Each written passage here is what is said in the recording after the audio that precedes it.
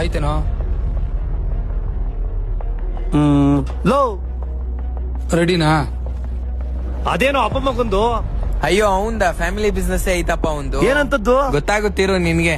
ಏಯ್ ನೋಡ್ಕೊಂಡು ಹೋಗಕ್ಕಾಗಲ್ವೇನೋ? ಗೊತ್ತಾಗಲ್ವಾ? ಆಯ್ತು ಹೋಗು. ಏನಂತದ್ದು? ನಿನ್ಗೆ ಗೊತ್ತಾಗುತ್ ನೋಡು.